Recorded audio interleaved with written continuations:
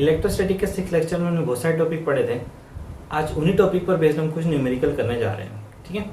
जैसे हमने पहला जो टॉपिक पढ़ा था वो टॉर्क का था। Torque is equal to P sine theta आया था हमारे पास फॉर्मूला, ठीक है। उसके बाद हमने पोटेंशियल एनर्जी पी निकाली जिसको हम यू से भी रिप्रेजेंट कर सकते हैं।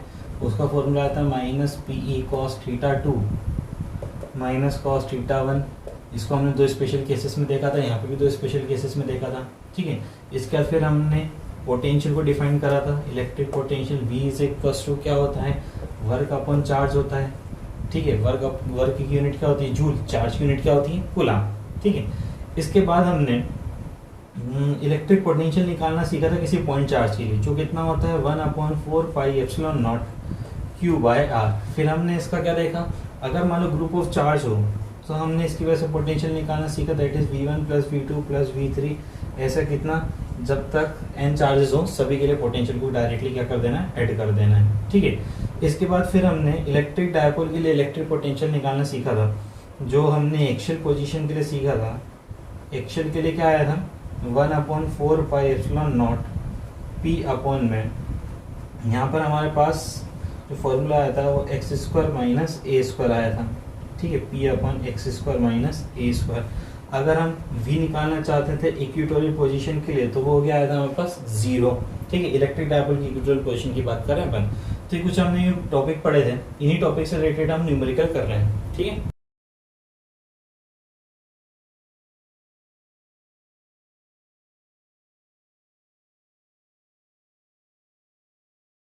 देखिए ये जो क्वेश्चन गिवन है, 2 point charges of 1.6 into 10 to the power minus 19 coulomb and minus 1.6 into 10 to the power minus 19 coulomb. या तो हम इसे कह सकते हैं ये प्रोटॉन है और इसे कह सकते हैं इलेक्ट्रॉन है, क्योंकि इलेक्ट्रॉन प्रोटॉन पर इतना चार्ज होता है। आर केप्ट 2.4 एंगस्ट्रॉम अपार्ट, मतलब उनके जो बीच की डिस्टेंस है वो 2.4 एंगस्ट्रॉम है। इन an electric field 4 into 10 to the power 5 Newton पर कूलम, ठीक है। मतलब उन दोनों जो चार्जेस हैं जिनका चार्ज हमें गिवन है कितना है, plus 1.6 into 10 to the power minus 19 coulomb और minus 1.6 into 10 to the power minus 19 coulomb, दोनों को 2.4 एंगस्ट्रॉम की डिस्टेंस पे रखा हुआ है किस इलेक्ट्रिक फील्ड में जिसका magnitude 4 into 10 to the power 5 Newton पर कूलम है उसमें।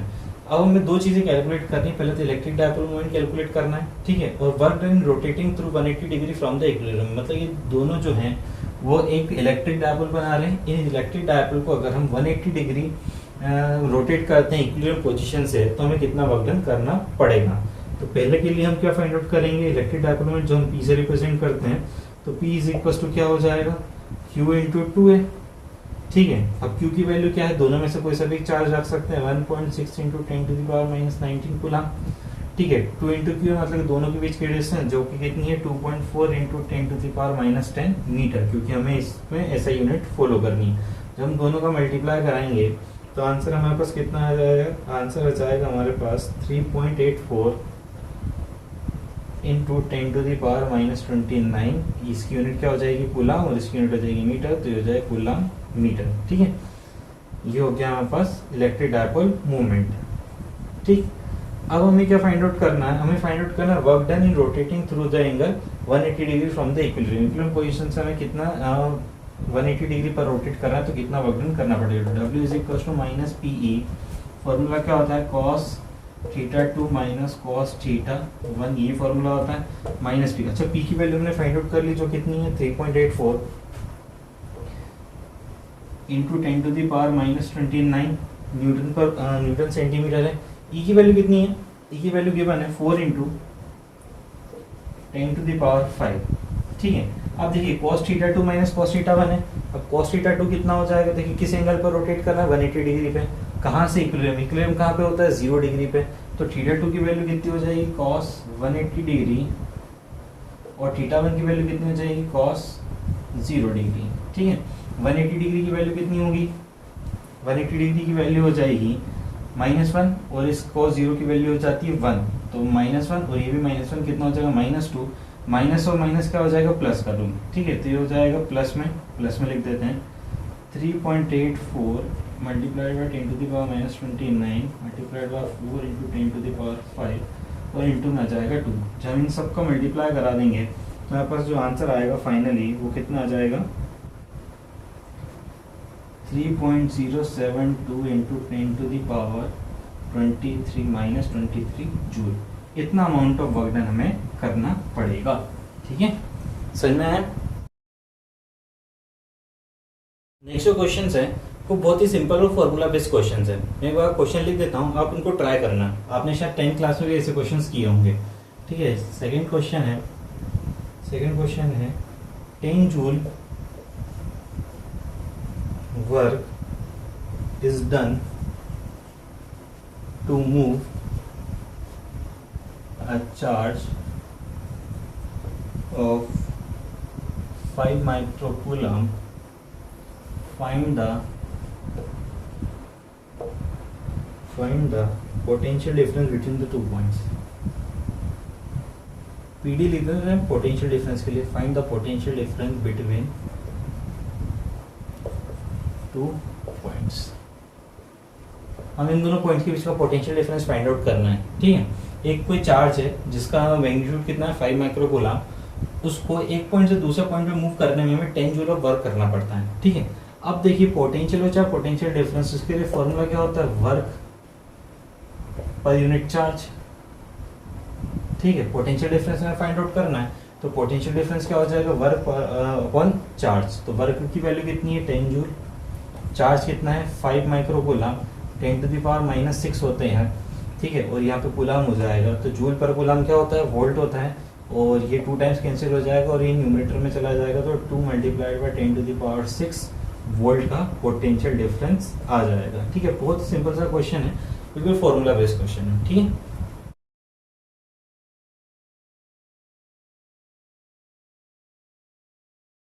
देखिए इस क्वेश्चन में क्या गिवन है, calculate the electric potential at a point 5 metre away from the charge of 2 microcoulomb. हमें इलेक्ट्रिक पोटेंशियल कैलकुलेट करना है कोई चार्ज से जिसका मैग्नीट्यूड कितना है 2 माइक्रोकूलम है, और कितने सेंटीमीटर दूर है 5 मीटर दूर हमें कैलकुलेट करना है। तो कैसे सॉल्व करेंगे उसे, देखिए पोटेंशियल का फॉर्मूला क्या होता है, V is equal to 1/4 pi epsilon naught Q by R। ठीक है, 1/4 पाई एप्सिलॉन की वैल्यू कितनी होती है 9 मल्टीप्लाइड बाय 10⁻9। Q कितना गिवन है 2 माइक्रोकूलम, तो मल्टीप्लाइड में 2 मल्टीप्लाइड 10⁻6। ठीक है, डिस्टेंस कितनी है 5, तो यहाँ पे क्या हो जाएगा 5। ठीक है, अब इसको सॉल्व ही तो करना है हमें, 9 2 18 डिवाइड बाय 5, और ये हो जाएगा 10⁻3, 10⁻3 मतलब कि 1000। ठीक है, अब एक काम करें, यहाँ पे 10 मल्टीप्लाइड बाय 100 लिख लेते हैं, 10 से करेंगे 2 टाइम्स कैंसिल, तो हो जाएगा 36 मल्टीप्लाइड बाय 100। तो अगर हम इससे साइंटिफिक नोटेशन लेकर 3.6 मल्टीप्लाइड बाय 10⁻3, और यूनिट क्या आ जाएगी इसकी, वोल्ट आ जाएगी। तो पोटेंशियल कितना हो जाएगा 3.6 मल्टीप्लाइड बाय 3 वोल्ट। ठीक है,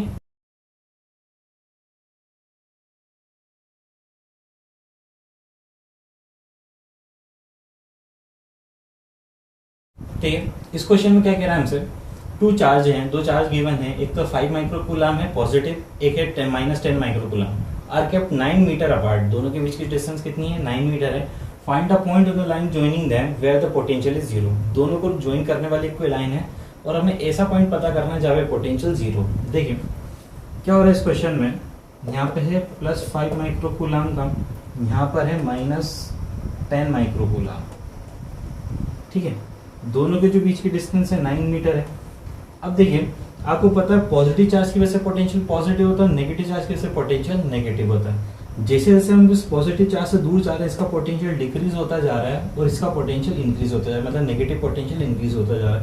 तो जब हम पॉजिटिव से नेगेटिव नंबर की तरफ जा रहे हैं, तो कहीं ना कहीं एक ऐसा पॉइंट होगा जहाँ पे पोटेंशियल की वैल्यू क्या हो 0 हो।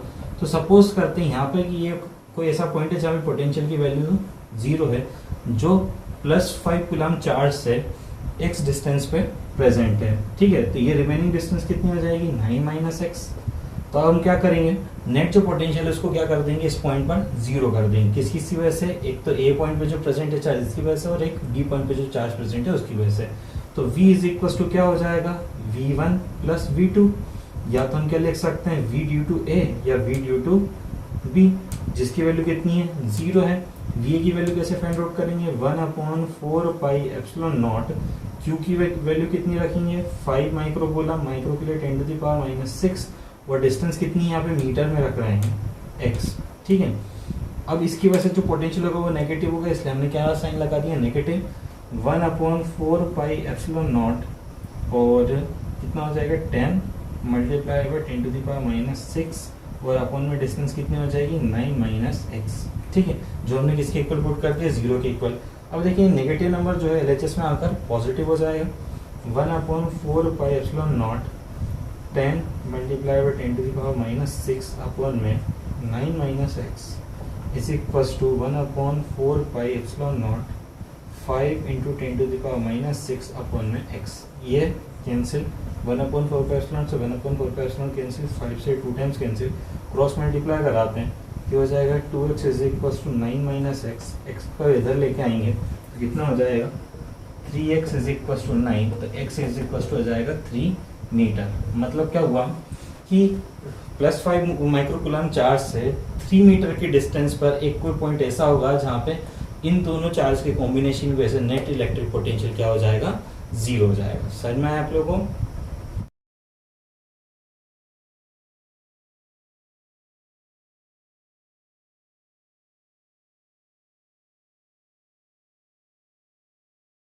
देखिए इस क्वेश्चन में हमें क्या गिवन है, 64 identical droplets of Hg, Hg means होता है मर्क्यूरी, तो 64 आइडेंटिकल ड्रॉप्स हैं मर्क्यूरी के, are charge up to the same potential of 10 volt. हर एक को चार्ज किया गया है जिसका पोटेंशियल कितना हो रहा है 10 वोल्ट, मतलब कि हर एक जो ड्रॉपलेट है उसका चार्ज कितना, उसके ऊपर पोटेंशियल कितना है 10 वोल्ट है। All the droplets are combined to form a bigger drop, मतलब जितने भी 64 आइडेंटिकल ड्रॉप्स थे हमने सबको कंबाइन कर दिया और एक बड़ा ड्रॉप बना लिया है। Find out the potential on the bigger drop, बड़े ड्रॉप पर हमें इलेक्ट्रिक पोटेंशियल फाइंड आउट करना है। तो कैसे करेंगे वो समझते हैं। देखिए सबसे पहले एक रिलेशन फाइंड आउट कर लेते हैं, क्योंकि देखिए छोटे छोटे जितने भी ड्रॉपलेट्स हैं हमने सबको कंबाइन करके एक बड़ा ड्रॉपलेट बना लिया है। तो volume of the smaller droplet, 64 smaller droplets will be equal to the volume of the bigger drop. तो क्या हो जाएगा, volume of 64 smaller droplet is equals to volume of bigger drop हो जाएगा। वॉल्यूम ऑफ 64 का क्या हो जाएगा, 64 into π/3 pi small r cube. हम जो एक ड्रॉपलेट है स्मॉल, उसका कितना वॉल्यूम मान लेते हैं, स्मॉल आर मान लेते हैं। बिगर ड्रॉप का कितना हो जाएगा 4/3 पाई कैपिटल आर, इसका रेडियस मान लेते हैं कैपिटल आर क्यूब। देखिए 4/3 से 4/3 पाई आर कैंसिल, इसको कैसे रिलेशन बनाएंगे, 64 को 4r होल क्यूब लिखा जा सकता है, that is equal to capital R cube, cube से क्यूब कैंसिल, तो 4r is equal to capital R. तो हमें रिलेशन क्या मिल चुका है, जो रिलेशन मिला हम यहाँ पे लिख लेते हैं, 4 small r is equal to capital R. ठीक है, इस रिलेशन का हम अभी यूज करेंगे, इसको मैं रफ कर देता हूँ। अब क्या करना है हमें, देखिए हम चार्ज निकाल रहे हैं किसकी वजह से, 64 ड्रॉप्स की वजह से, जिसको हमने कंबाइन करके एक बड़ा ड्रॉप बना लिया। तो जो बड़े ड्रॉप पे चार्ज होगा वो किसका सम होगा, 64 ड्रॉप पे जो चार्ज है उनके सम के बराबर हो जाएगा। तो मान लेते हैं कि बिगर ड्रॉप पे जो चार्ज है वो कैपिटल क्यू है, और वो किसके इक्वल हो जाएगा, 64 times of small Q. Small Q क्या है, जो स्मॉल ड्रॉप्स उनके ऊपर चार्ज है, तो capital Q is equal to 64 times of small q. ठीक है, अब चार्ज ऑन पोटेंशियल हम फाइंड आउट कर लेते हैं। पोटेंशियल ऑन वन ड्रॉपलेट के ऊपर कितना पोटेंशियल है, 10 वोल्ट का, जो हम कैसे फॉर्मूले से निकालते हैं, 1/4 pi epsilon naught small q by उसकी रेडियस कितनी है स्मॉल आर, तो कितना हो जाएगा 10 वैल्यू हो जाएगी इसकी, तो 1/4 pi epsilon naught Q by R की वैल्यू कितनी हो जाएगी 10। अब हमें ऐसे 64 का अब हमें क्या पता करना है, हमें पता करना है पोटेंशियल ऑन बिगर ड्रॉप पे हमें पोटेंशियल फाइंड आउट करना है। तो क्या फॉर्मूला लगेगा, 1/4 पाई एप्सिलॉन नॉट, उसके ऊपर चार्ज कितना है क्यू, और उसकी रेडियस कितनी है कैपिटल आर, तो हमें क्या है क्यू बाय आर रखना है। ठीक है, क्यू की वैल्यू क्या रख सकते हैं हम, 64 स्मॉल क्यू। ठीक, तो क्या करेंगे 1/4 pi epsilon not 64 times of small Q. अच्छा, कैपिटल आर की प्लेस पे क्या पुट करा सकता है, 4 स्मॉल आर पुट कर सकते हैं, 4 से इसको कैंसिल करा 16 टाइम्स। अच्छा, 16 को आगे मल्टीप्लाई करा के लिख लिया, इसको क्या लिखेंगे 1/4 pi epsilon naught capital Q by small q by small r. अब आप देख रहे हैं ये जो वैल्यू है इसकी वैल्यू हम क्या रख सकते हैं, 10 वोल्ट, वोल्ट में है 10 वोल्ट रख सकते हैं, यहाँ पर भी वही वैल्यू आ रही है 10 वोल्ट रखने इसकी प्लेस पे। तो टोटल जो चार्ज पोटेंशियल है, पोटेंशियल की जो वैल्यू है वो 10 टाइम्स इंटू 16 वोल्ट हो जाएगी, that is equal to 160 volt. ठीक है, क्या करा हमने, देखिए क्या करा हमने कि यहाँ पे सबसे पहले एक रिलेशन फाइंड आउट कर लिया है जो बिगर ड्रॉप है और जो स्मॉलर ड्रॉप्स हैं उनकी रेडियस के बीच में। तो वो कैसे निकाला था हमने, volume of the 64 small droplets will be equal to the volume of 1 bigger drop. वो कैसे आया, फिर हमने उसमें इक्वल पुट करा दिया, तो वैल्यू कितनी है 4r is equal to capital R। अब देखिए एक जो ड्रॉपलेट के ऊपर चार्ज है वो कितना माना हमने, स्मॉल ड्रॉपलेट के ऊपर चार्ज स्मॉल क्यू, तो ऐसे 64 ड्रॉपलेट्स अगर मिलेंगे तो टोटल चार्ज कितना हो जाएगा कैपिटल क्यू, तो capital Q is equal to 64 Q. अब हमने क्या निकाला, पोटेंशियल ऑफ 1 ड्रॉप निकाला जो कितना गिवन है हमें 10 वोल्ट गिवन है। ठीक है, दे ही रखा कितना है 10 वोल्ट, और फॉर्मूले वाइज 1/4 क्यू बाय आर की वैल्यू कितनी हो चुकी है 10 वोल्ट। अब पोटेंशियल ऑन बिगर ड्रॉप कैसे निकालेंगे, 1/4 क्यू बाय आर रखें, क्यू क्या है टोटल चार्ज जिसकी वैल्यू क्या रख सकते हैं 64 इंटू क्यू, और रेडियस में क्या रिलेशन है are is equal to 4r, ये वैल्यू हमने रख दी। ठीक है, इस 4 से 64 को कैंसिल आउट करा 16 टाइम्स, 16 को आगे लिख दिया 1/4 क्यू बाय आर, इसके प्लेस पे देखिए 10 वोल्ट लिखा जा सकता है, तो ये 10 वोल्ट लिख दिया और मल्टीप्लाई करा दिया, बस 160 वोल्ट इसका आंसर आ गया। ठीक है,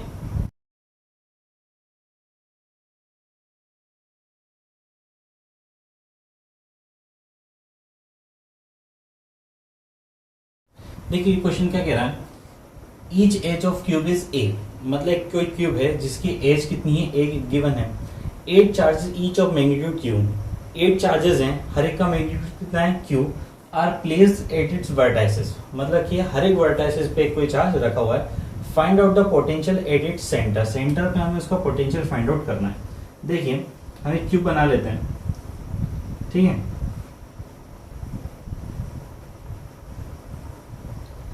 ये क्यूब है, क्यूब के हमारे पास कितनी वर्टेक्स है 8, 1 2 3 4 5 6 7 8।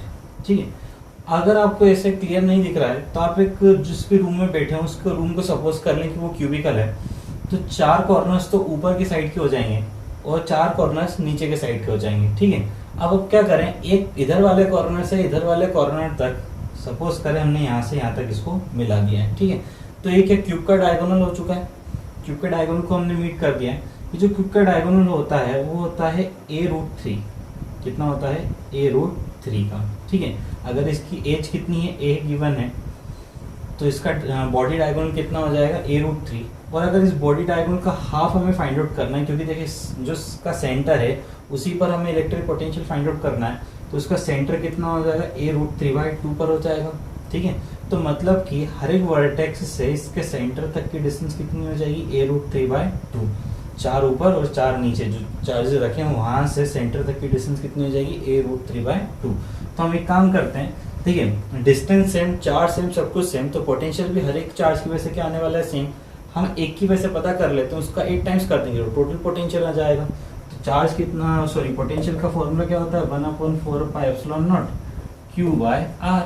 ठीक, तो 1/4πε0 और क्यू और अपन में डिस्टेंस कितनी है a√3/2, तो 2 न्यूमरेटर में चला जाएगा। ठीक है, अब बताइए ऐसे कितने वर्टेक्स हैं 8 हैं, टोटल चार्ज किसकी वजह से आ जाएगा, टोटल आ जाएगा 8 की वजह से, तो हमने किसका मल्टीप्लाई करा दिया 8 का, तो 8 2 से 16 हो जाएगा, तो ये 16 क्यू 4πε0 a√3 इसका आंसर हो जाएगा। टोटल पोटेंशियल कितना होगा, इतना होगा।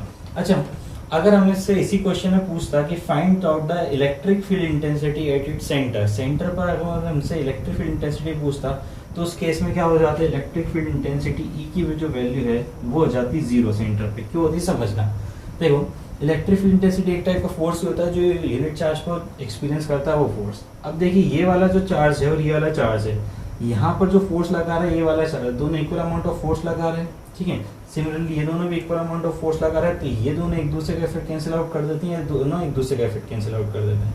ये दोनों चार्ज भी एक दूसरे का इफेक्ट कैंसिल आउट कर देते हैं और ये दोनों चार्ज भी एक दूसरे का इफेक्ट कैंसिल आउट कर देते हैं। तो इस तरह से ऊपर के 4 चार्ज डायगोनली जो अपोजिट चार्ज हैं उनका इफेक्ट कैंसिल आउट कर देते हैं और नेट जो इलेक्ट्रिक फील्ड इंटेंसिटी वो क्या हो जाती है 0। ठीक है।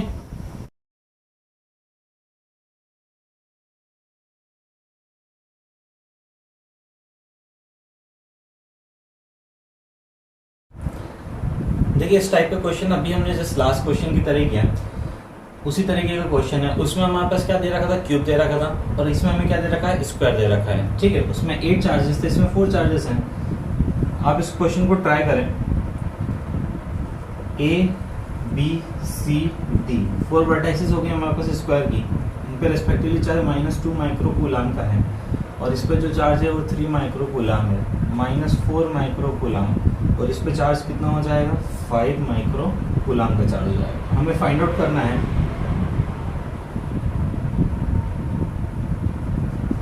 इनके सेंटर पर कितना पोटेंशियल क्रिएट होगा वो।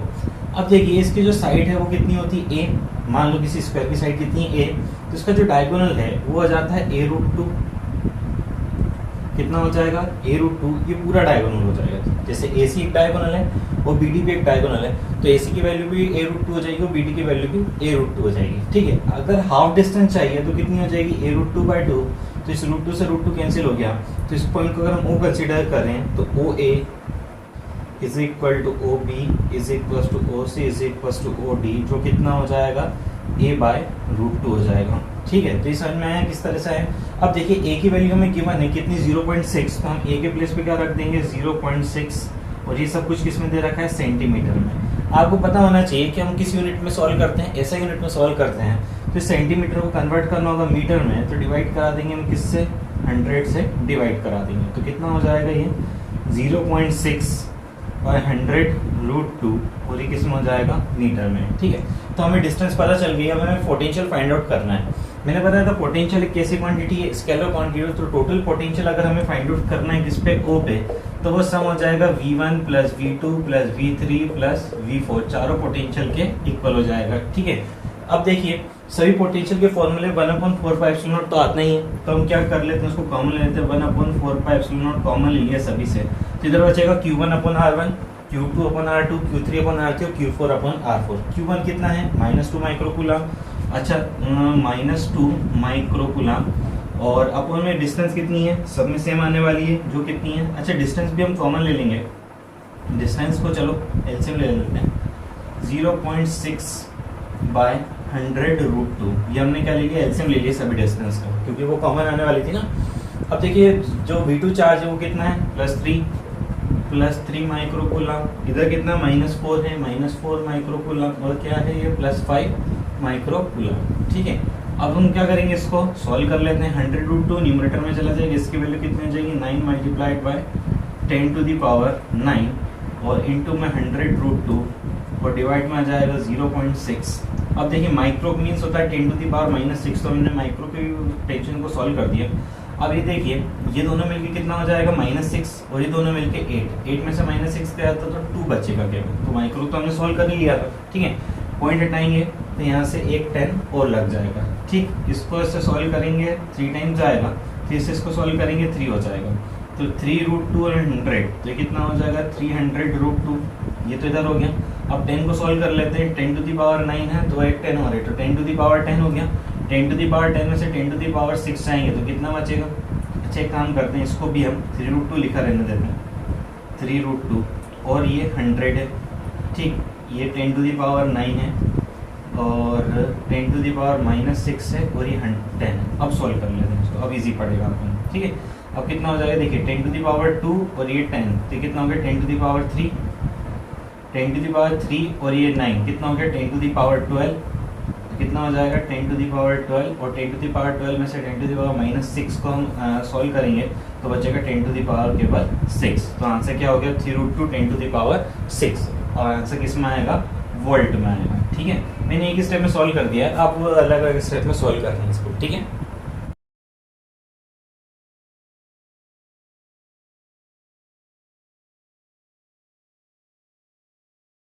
ठीक है, इस क्वेश्चन में क्या करना है, क्योंकि मैंने क्वेश्चन में 2 पॉइंट चार्जेस हैं, एक है 12 माइक्रो कूलाम का, एक है 8 माइक्रो कूलाम का, आर केप्ट 10 सेंटीमीटर अपार्ट, एक दूसरे से 10 सेंटीमीटर की डिस्टेंस पर रखे हुए हैं।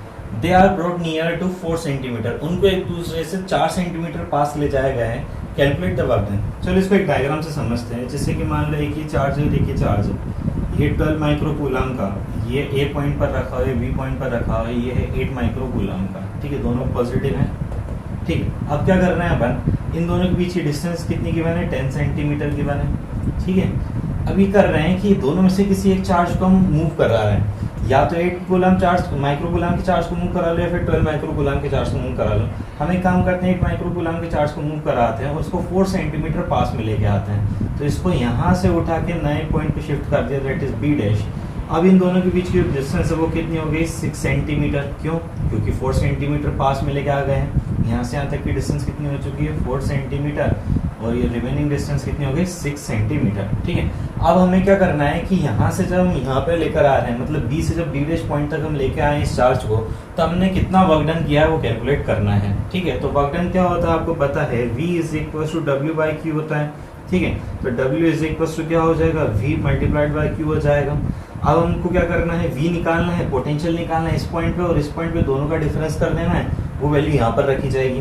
पोटेंशियल डिफरेंस रख देंगे, उसको हम 4 से मल्टीप्लाई करा देंगे, तो हमारे पास क्या जाएगा, वर्क डन आ जाएगा। ठीक, तो अब क्या कर रहे हैं हम, सबसे पहले पोटेंशियल निकालते हैं। सबसे पहले पोटेंशियल एट P, तो V at B is equal to कितना हो जाएगा, 1/4 pi epsilon naught, 1/4 pi epsilon naught. Q charge कितना है, ये वाला चार्ज है, इसकी वजह से तो यहाँ पर पोटेंशियल निकाला। देखिए चार्ज किसकी वजह से पोटेंशियल क्रिएट हो रहा है, इसकी वजह से।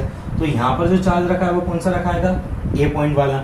अच्छा, किसको मूव कर रहे हैं, वर्क डन किसके ऊपर करा गया है, 8 माइक्रो कूलम के चार्ज के ऊपर। तो यहाँ पर जो क्यू कौन सा रखा जाएगा, 8 माइक्रो कूलम वाला, तो यहाँ पे क्यू ऑफ बी वाला रख देते हैं। ठीक है, और यहाँ पे जो पोटेंशियल क्रिएट हो रहा है किसकी वजह से हो रहा है, ए वाले चार्ज की वजह से, इसलिए यहाँ पे जो चार्ज आएगा वो क्यू ए आ जाएगा। क्यू ए बाई डिस्टेंस कितनी है यहाँ पे 10 सेंटीमीटर है, तो क्यू ए की वैल्यू अपन रख देते हैं 12 multiplied by 10 to the power -6 हो जाएगा। ठीक है, और यहाँ पे डिस्टेंस कितनी है, 10 है, 10 डिवाइड बाय 100। ठीक है, और 0 से 0 कैंसिल, 10 रेसिप्रोकल इसका करके कहाँ भेज देंगे, न्यूमरेटर में भेज देंगे। ठीक है, 9 multiplied by 10 to the power 9 into 12 into 10 to the power -6 multiplied by 10। ये टोटल कितना हो चुका है, 10 टू द पावर 10 हो गया है। 10 टू द पावर -6 करेंगे तो बचेगा 9 into 12 into 10 to the power केवल 4, क्योंकि 10 में से 6 माइनस करेंगे तो बचेगा 4। 9 12 से कितना होता है, 108 इंटू 10 टू द पावर 4, ये हो चुका है वोल्ट। ठीक है, अब हमें कैलकुलेट करना है पोटेंशियल एट वी डैश। तो वी डैश पे पोटेंशियल कितना हो जाएगा, वी डैश पे पोटेंशियल हो जाएगा, केवल डिस्टेंस का ही चेंज होना है, तो 1/4 pi epsilon naught as it is है, 12 multiply by 10 to the power -6, और अपॉन में ये डिस्टेंस कितनी हो जाएगी, डिस्टेंस हो जाएगी 6 सेंटीमीटर, क्योंकि दोनों के बीच की डिस्टेंस 6 बची है, 6/100 हो जाएगा। ठीक है, अब हम क्या करेंगे, इसको वापस सॉल्व कर लेते हैं, यहाँ पर आगे सॉल्व कर लेते हैं। तो वी बी डैश कितना हो जाएगा, V B dash is equal to हो जाएगा 9 multiply by 10 to the power 9, और इंटू में है 12 इंटू 10 टू द पावर -6, और 100 ऊपर चला गया तो मल्टीप्लाइड बाय 100, और डिनोमिनेटर में कितना है 6 से 2 टाइम्स कैंसिल हो चुका है, 2 9 सा 18, और 10 टू द पावर -6, और ये 11 है, 11 में से 6 गया तो कितना बचा है, 10 टू द पावर 11 में से 6 गया तो 5 बचेगा। ठीक है, अब हमें क्या करना है, इधर देखिए 10 टू द पावर 4 था, तो इसको भी 10 टू द पावर 5 के फॉर्म में लिखेंगे। तो कैसे लिख सकते हैं, 10.8 लिख सकते हैं, किसको 10.8 into 10 to the power 5, shift कर दिया हमने 0 को। ठीक है, तो ये भी 18 इंटू 10 टू द पावर 5 हो गया, ये वोल्ट में हो गया। ठीक है, अब देखो ऑब्वियस सी बात है, जितना पास में ये पॉजिटिव चार्ज पे होगा उतनी ज़्यादा पोटेंशियल होगा, तो जब हम पास में लेकर आए तो पोटेंशियल की वैल्यू इंक्रीज होगी, जब हम दूर लेके जाए तो पोटेंशियल की वैल्यू डिक्रीज हो गई। तो पोटेंशियल डिफरेंस अगर हमें फाइंड आउट करना है तो V B dash minus V B करना होगा, that is equal to 18 multiply 10 to the power 5 में से माइनस करना होगा 10.8 मल्टीप्लाई 10 टू द पावर 5, तो जो आंसर आएगा वो किस में आएगा, वोल्ट में आएगा। 18 में से 10.8 माइनस करेंगे तो कितना बचेगा, 7.2 multiply by 10 to the power 5 volt. ठीक है, ये तो हमारा चुका है पोटेंशियल डिफरेंस। अगर हमें वर्क डन फाइंड आउट करना है तो वर्क डन के लिए क्या बताया था, हमें पोटेंशियल को किससे मल्टीप्लाई कराना है, चार्ज से। तो पोटेंशियल कितना था हमारा, पोटेंशियल डिफरेंस को मल्टीप्लाई कराएंगे क्यू कौन सा, बी के ऊपर जो रखा हुआ है क्यू, उसकी वजह से। तो ये 7.2 इंटू 10 टू द पावर 5, इसका हम क्यू बी से मल्टीप्लाई कराएंगे 10 टू द पावर -6, क्योंकि माइक्रो था। ठीक है, जब हम इसका मल्टीप्लाई करा देंगे और इसको सॉल्व करेंगे तो 7 अपॉन में इसको ले जाएंगे तो अपॉन में 10। ठीक है, तो कितना हो गया है, चलो 7.2 नेक्स्ट स्टेप में सॉल्व कर लेते हैं। 72/10 इसको सॉल्व करेंगे तो 10 टू द पावर -1 मल्टीप्लाई में बचेगा 8, तो ये हो जाएगा 10 टू द पावर -2, और 72 और 8 का मल्टीप्लाई कराएंगे तो 72 8 जा, तो आंसर आ जाएगा हमारा 5.76 और वर्क डन किस में होता है, जूल में। तो आंसर हमारा वर्क डन कितना आ जाएगा, 5.76 जूल। ठीक है, समझ में आप लोगों को क्या करा है हमने। देखिए एक चार्ज को फिक्स कर दिया, दूसरे चार्ज को मूव करा दिया। अब डिफरेंट पोजीशन पे पोटेंशियल भी क्या होता है, डिफरेंट होता है। तो यहाँ पर पोटेंशियल अलग होगा, यहाँ पर पोटेंशियल अलग होगा। तो हमने पोटेंशियल डिफरेंस कैलकुलेट कर लिया, पोटेंशियल डिफरेंस का मल्टीप्लाई करा दिया किससे, चार्ज से, चार्ज की जो वैल्यू उससे। तो हमारे पास क्या आ चुका है, वर्क डन आ चुका है, जो कितना है 5.76 है इस क्वेश्चन के लिए। ठीक है,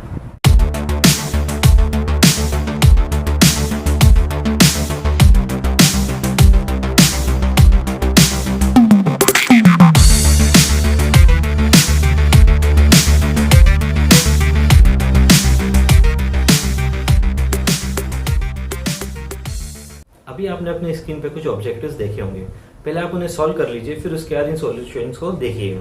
ठीक है, मैं सॉल्यूशंस करवा रहा हूँ, आप जरूर उनको सॉल्व करके फिर इस सॉल्यूशन को देखना। फर्स्ट क्वेश्चन ये है हमारे पास, जैसे हमारे पास कुछ इस तरीके का एक डायग्राम दे रखा है वहाँ पे।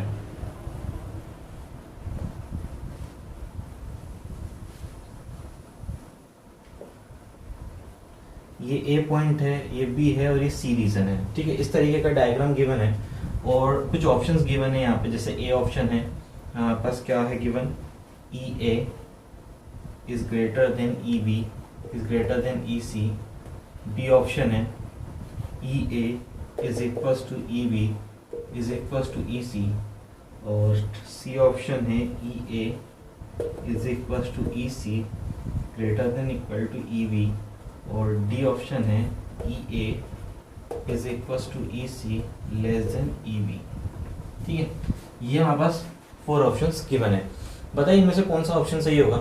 देखिए मैंने आपको बताया था कि जब भी इलेक्ट्रिक फील्ड लाइंस पास होती हैं तो वहाँ पे इलेक्ट्रिक फील्ड इंटेंसिटी ज़्यादा होती है, और जहाँ पे इलेक्ट्रिक फील्ड लाइंस दूर होती हैं वहाँ पर इलेक्ट्रिक फील्ड इंटेंसिटी कम होती है। ठीक है, तो हमारे पास एक रीजन ए है, एक रीजन बी है और एक रीजन सी है।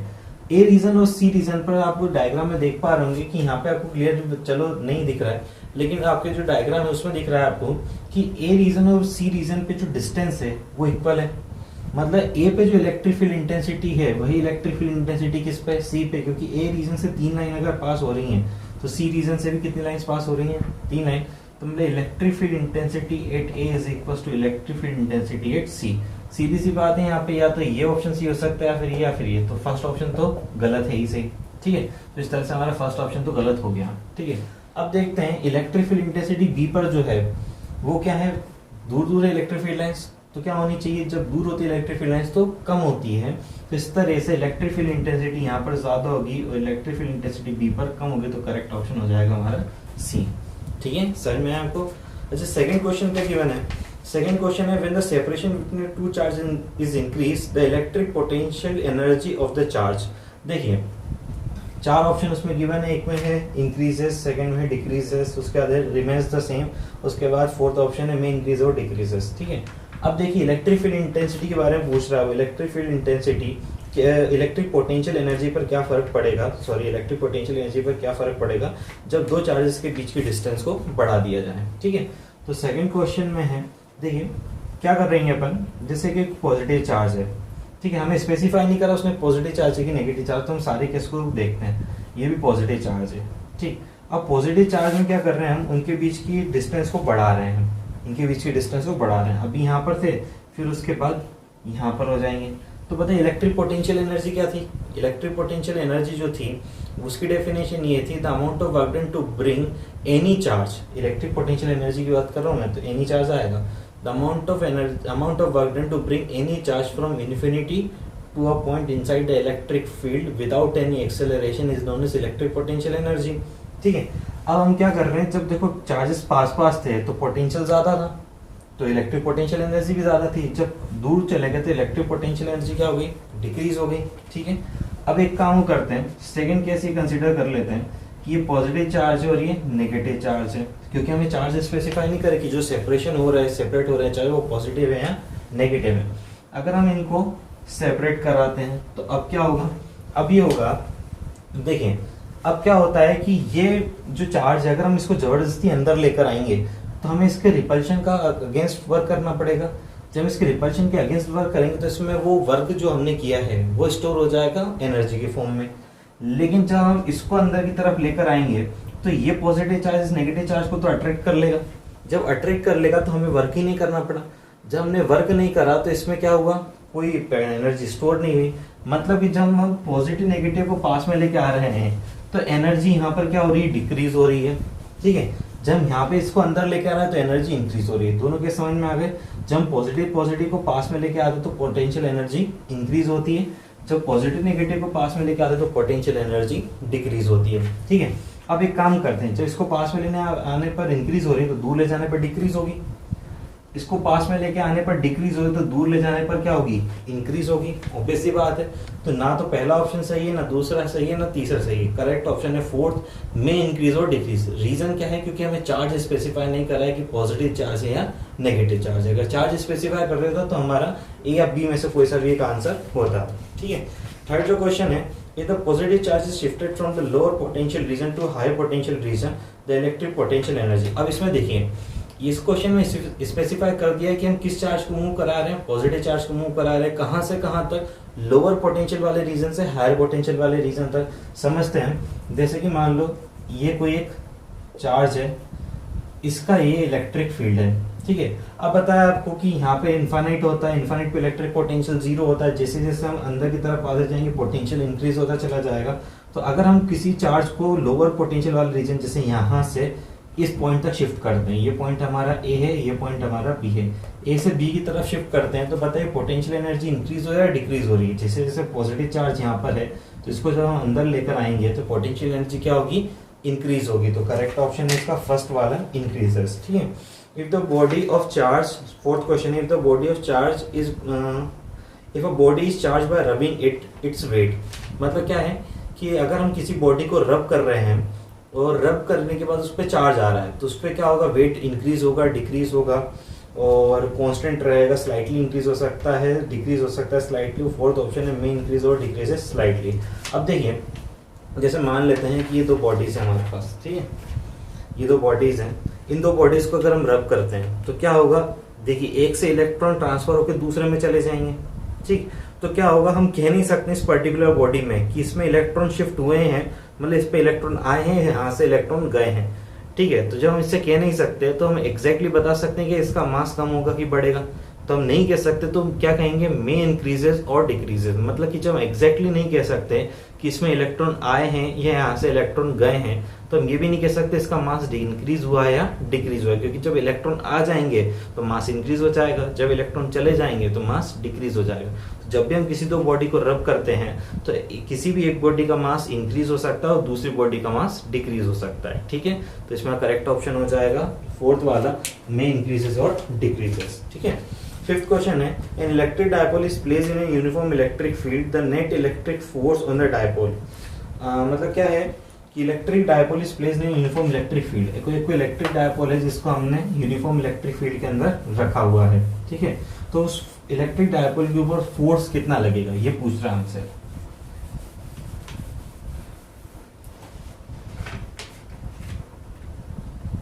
ऑप्शन है इसमें, is always zero, second it depends on the origination of the dipole, third it can never be zero and fourth है depends on the strength of the dipole. देखिए, अब जैसे कि हमने किसमें रख रखा है, यूनिफॉर्म इलेक्ट्रिक फील्ड के अंदर रखा हुआ है। किसको, इलेक्ट्रिक डायपोल को। ये हमारी यूनिफॉर्म इलेक्ट्रिक फील्ड है, कहाँ से कहाँ जाती है, पॉजिटिव से नेगेटिव की तरफ जाती है। अगर पॉजिटिव से नेगेटिव की तरफ जाती है तो बताइए यहाँ पे इलेक्ट्रिक डायपोल पर क्या इफेक्ट पड़ेगा। इलेक्ट्रिक डायपोल पर ये यहाँ पर अगर हम किसी इलेक्ट्रिक डायपोल को रख देते हैं, जैसे ये माइनस क्यू चार्ज है प्लस क्यू चार्ज, तो यहाँ पे नेट फोर्स क्या हो जाएगा, जीरो। अच्छा, हम किसी भी ओरिएंटेशन पर रखें, कहीं पर भी रखें, नेट फोर्स क्या होने वाला है, जीरो होने वाला है। जैसे कि अगर मान लो इसको इस ओरिएंटेशन पे रख दिया जाता है, ये माइनस क्यू चार्ज है और ये प्लस क्यू चार्ज है। अब देखिए, यहाँ पर इस पे फोर्स इधर डायरेक्शन लग रहा है, इस चार्ज पे फोर्स इधर डायरेक्शन लग रहा है, इधर जो फोर्स लग रहा है वो क्यू के इक्वल है, इधर जो फोर्स लग रहा है वो भी क्यू के इक्वल है, दोनों अपोजिट डायरेक्शन में लग रहे हैं, तो नेट फोर्स क्या हो जाएगा, जीरो। मतलब कि जो नेट फोर्स लग रहा है वो किसके ऊपर डिपेंड नहीं करता, ओरिएंटेशन के ऊपर डिपेंड नहीं करता। मतलब कि सेकंड जो ऑप्शन है वो तो गलत हो जाएगा। और जो थर्ड ऑप्शन है कि नेवर भी जीरो, ये तो हो ही नहीं सकता क्योंकि जीरो तो होना ही है। ठीक है, और fourth option depends on the strength of the dipole, इसके ऊपर डिपेंड ही नहीं करता, क्योंकि डायपोल क्या होता है यहाँ पर जितना चार्ज होगा वही चार्ज यहाँ पर होगा, यहाँ पर अगर Q है तो यहाँ पर भी Q है, यहाँ पर अगर 2Q है तो यहाँ पर भी कितना होगा, -2Q होगा। तो स्ट्रेंथ के ऊपर तो डिपेंड ही नहीं कर रहा है, क्योंकि जो डायपोल बनता है वो इक्वल और अपोजिट चार्ज से मिलकर बनता है। तो जो फोर्थ ऑप्शन है वो भी गलत हो गया, तो करेक्ट ऑप्शन है इज ऑलवेज 0। ठीक है, वो हमने देख भी लिया क्यों 0 होता है, क्योंकि हमेशा दोनों जो फोर्स लगते हैं वो अपोजिट डायरेक्शन लगते हैं। किसके अंदर बात कर रहे हैं, यूनिफॉर्म इलेक्ट्रिक फील्ड में। हाँ, अगर नॉन यूनिफॉर्म इलेक्ट्रिक फील्ड होती तो बात अलग हो जाती है। ठीक है, अगले क्वेश्चन में 6 क्वेश्चन में आपको डायग्राम दिख रहा होगा, डायग्राम एक बार बना देता हूँ।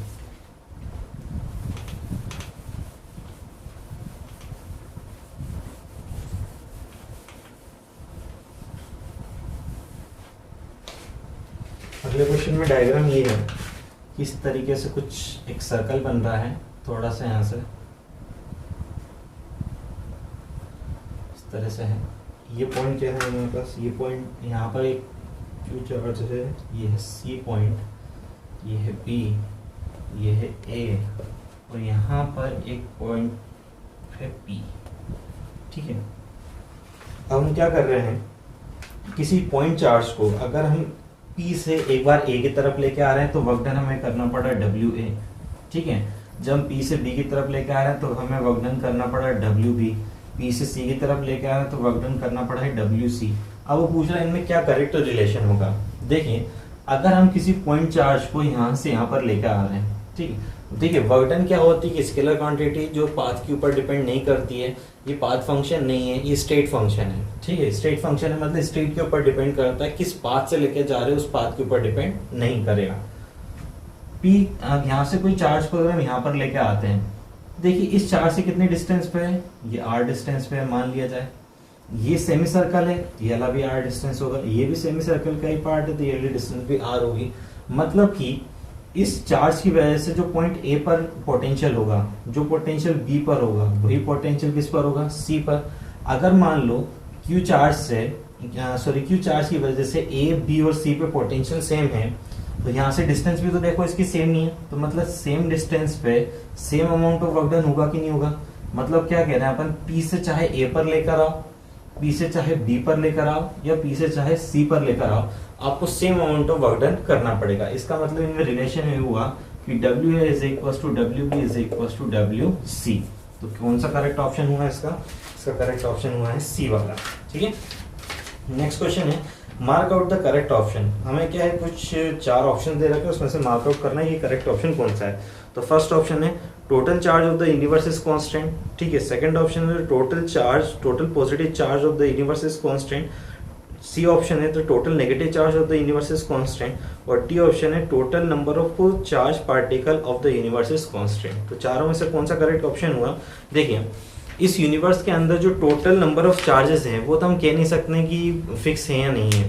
चार्ज पार्टिकल की बात कर रहे हैं, जो फोर्थ ऑप्शन है total number of charge particle of the universe is constant. क्योंकि देखिए चार्ज पार्टिकल बनते हैं, बिगड़ते हैं, आपने अगर नहीं पढ़ी है अभी तक तो कुछ ऐसी रिएक्शंस भी होती हैं जिसमें न्यूक्लियस का डिके होता है, तो वहां से न्यूट्रॉन जो है वो टूटता है, बनता है, बिगड़ता है। अगर इलेक्ट्रॉन प्रोटॉन वापस मिल जाते हैं तो इस तरीके से दोनों का कंबाइंड रिएक्शन भी हो जाती है। तो नंबर ऑफ चार्ज पार्टिकल तो कांस्टेंट नहीं है। अगर number of charge particle constant नहीं है तो टोटल पॉजिटिव चार्ज भी कांस्टेंट नहीं है। क्यों? क्योंकि पॉजिटिव नेगेटिव मिल गए तो क्या हो जाएगा, वो 0 हो जाएगा।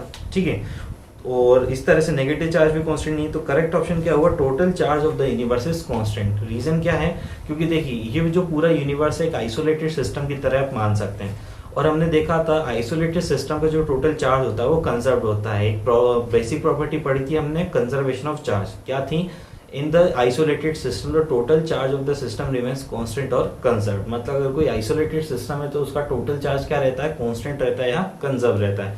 तो यूनिवर्स हम क्या मान सकते हैं, आइसोलेटेड बॉडी मान सकते हैं। ठीक है, तो इसका टोटल चार्ज क्या रहने वाला है, कांस्टेंट रहने वाला है। ठीक है, 8th क्वेश्चन है, a charge particle is brought in an electric field at the nearby point. 4 option given है, will increase if the charge is positive, next will decrease if the charge is negative, third option है may increase if the charge is positive, and last option है may decrease if the charge is negative. ठीक है, 4 option से given है, तो इसमें क्या होगा। अब देखिए कि अगर हम किसी इलेक्ट्रिक फील्ड ये किसी पॉजिटिव चार्ज की वजह से क्रिएट हुई है। अब इसमें से ये नहीं स्पेसिफाई करा है कि इलेक्ट्रिक फील्ड किसकी वजह से, या charge a point charge is brought in electric field. अब इलेक्ट्रिक फील्ड पॉजिटिव की वजह से भी हो सकती है और नेगेटिव की वजह से भी हो सकती है, ठीक है। थोड़ा सा इसको बड़ा बना लेते हैं, ठीक है। इस तरह से पॉजिटिव चार्ज की इलेक्ट्रिक फील्ड हो गई है, नेगेटिव चार्ज की इलेक्ट्रिक फील्ड हो गई। अगर हम यहाँ पे पॉजिटिव चार्ज को लेके आते हैं, ठीक है, तो यहाँ पे अगर हम अंदर लेके आते हैं तो ऑब्वियस सी बात है इसकी वजह से भी इलेक्ट्रिक फील्ड इंटेंसिटी होगी। तो यहाँ पे देखिए ये इलेक्ट्रिक फील्ड इंटेंसिटी ये भी प्रोड्यूस करेगा, तो इस पर्टिकुलर पॉइंट पे इलेक्ट्रिक फील्ड इंटेंसिटी ऑब्वियस सी बात है बढ़ने वाली है, ठीक है। तो यहाँ पे क्या होगा, विल इंक्रीजेस। लेकिन अगर मान लो यहाँ पे हम नेगेटिव चार्ज लिया है तो नेगेटिव चार्ज होगा यहाँ पर, तो उसकी वजह से क्या होगा, इलेक्ट्रिक फील्ड इंटेंसिटी डिक्रीज हो जाएगी। तो हमेशा इंक्रीज होगी, ये सही बात नहीं है। जैसे कि इस केस में यहाँ पे पॉजिटिव चार्ज की वजह से इसको लेके आते हैं, तो यहाँ पे तो इलेक्ट्रिक फील्ड इंटेंसिटी डिक्रीज हो जाएगी, ठीक है, यहाँ पर इंक्रीज हो जाएगी। तो हमेशा इंक्रीज होगी, वो वाली बात सही नहीं है। तो जो ए वाला और बी वाला ऑप्शन है वो दोनों गलत ऑप्शन है। तो करेक्ट ऑप्शन कौन कौन से, सी और D. May increases the charges positive, may decreases the charges negative. ये दोनों करेक्ट ऑप्शन है, क्योंकि इसमें कंफर्मेशन नहीं है कि कौन से चार्ज की वजह से इलेक्ट्रिक फील्ड है, ठीक है।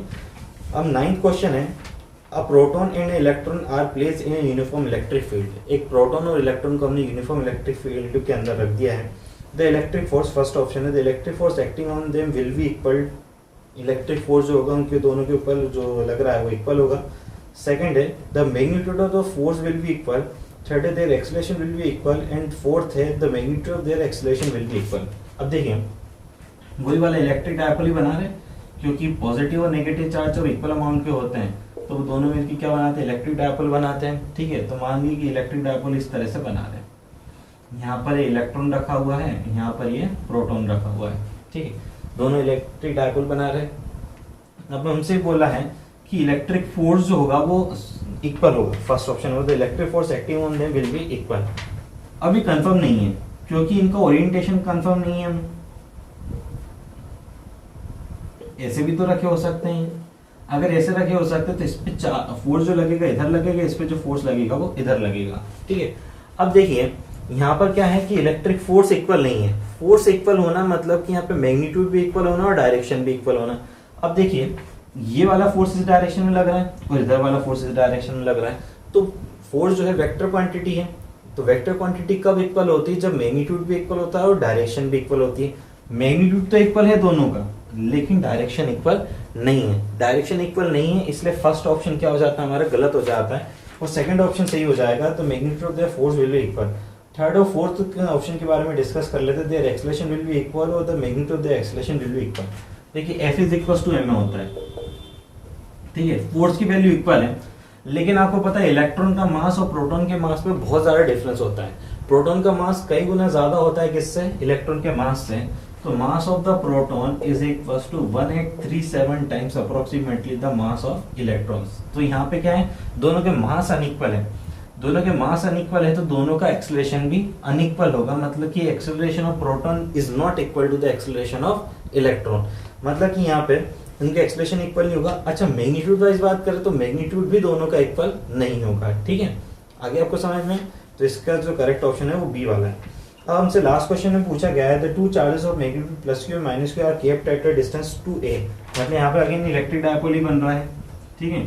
यहाँ हमारे पास माइनस क्यू का चार्ज हो गया है, ये हमारे पास प्लस क्यू का चार्ज हो गया है, दोनों के बीच की जो डिस्टेंस है वो 2a है, ठीक है। अब बोला है कि इसके सेंटर पे जो इलेक्ट्रिक पोटेंशियल है वो फाइंड आउट करो। तो आपको पता है ये वाली जो लाइन है इक्वेटोरियल लाइन होती है, इक्वेटोरियल लाइन पे हमने इलेक्ट्रिक पोटेंशियल फाइंड आउट करना सीखा था इलेक्ट्रिक डायपोल की वजह से। अच्छा इस लाइन पे आप किसी भी पॉइंट पर देख लो इलेक्ट्रिक पोटेंशियल क्या आने वाला है, 0। क्यों, क्योंकि यहाँ से यहाँ तक की डिस्टेंस देखिए a है, ये डिस्टेंस भी क्या है, a है। इस चार्ज की वजह से यहाँ पे पोटेंशियल नेगेटिव होगा, इस चार्ज की वजह से यहाँ पर पोटेंशियल पॉजिटिव होगा। तो यहाँ वाला पोटेंशियल यहाँ वाला पोटेंशियल एक दूसरे के इफेक्ट को क्या कैंसिल कर देंगे। इस वजह से जो टोटल पोटेंशियल है किस पॉइंट पे, इस पॉइंट को नाम दे दे O, कितना हो जाएगा 0। तो करेक्ट ऑप्शन कौन सा है, फर्स्ट वाला, इसमें क्या है 0 दे रखा है, ठीक है।